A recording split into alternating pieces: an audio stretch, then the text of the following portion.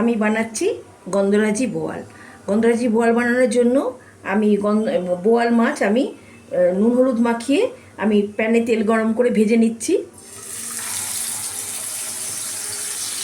আমি মাছগুলো বড় বড় করেই রেখেছি। একটু ঢেকে দেবো, নাহলে বোয়াল মাছ ফাটে, তো ঢেকে দিচ্ছি। বোয়াল মাছ ফাটে ঢেকে দিয়েছিলাম। আমি কিন্তু আরেকবার খুলে নিয়ে উল্টে দিয়েছিলাম, কারণ বোয়াল মাছ বেশি ভাজছি না, উঠিয়ে নিচ্ছি। বেশি ভাজলে আবার শক্ত হয়ে যায়, ছিটবে বলে ঢেকে দিয়েছি। আমি লাইট ভেজে নিলাম। ওই তেলে মেরে দিয়ে দিলাম পেঁয়াজ কুচি। পেঁয়াজটা ভাজা ভাজা করে নেব।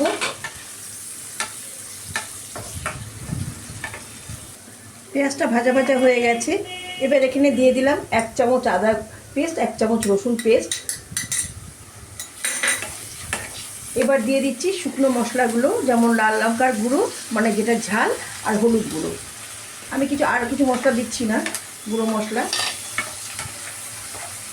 এটাকে কষে নেব। দেব অল্প একটু জল, আর অল্প একটু নুন দিচ্ছি। অল্পই দিলাম, কেন মাছে নুন মাখানো আছে। এবার কষবো মশলাটাকে। মশলাটা কষা হয়ে গেছে। এবার আমি সামান্য জল দিলাম। জল দিয়ে এই জলটা এবার ফুটে উঠলে আমি মাছগুলো দেবো। জলটা একটু ফুটুক। গ্রেভিটা ফুটে গেছে। এবার আমি মাছগুলো দিয়ে দিচ্ছি। মাছগুলো দিয়ে দিলাম।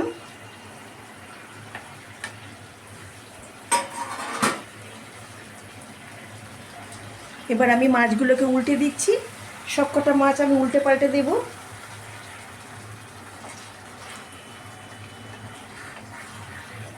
এইবার দিয়ে দেব আমি একটা গন্ধরাজ লেবু পুরো চিপে রেখেছিলাম, পুরো রসটা দিয়ে দিলাম। গন্ধরাজ লেবুর রসটা দিয়ে দিলাম। আর দিয়ে দিচ্ছি কয়েকটা পাতা লেবুর, গন্ধরাজ লেবুর পাতা, আর একটু জেস্ট গ্রেট করে রেখেছিলাম, ওটা দিয়ে দিলাম। এবার ফুটতে দেবো আমি এটাকে ঢেকে। আমার মাছের কারিটা হয়ে গেছে। এবার আমি দিয়ে দেবো শুধু অল্প একটু মৌরি, আমি ফ্রাই করে রোস্ট করে রেখেছিলাম, সেটা গুঁড়ো করে আমি দিলাম।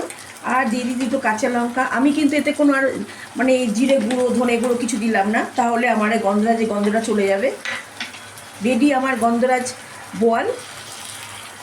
এরকম করে খেয়ে দেখবেন, ভালো লাগবে। ভালো লাগলে লাইক কমেন্ট শেয়ার করে দেবেন।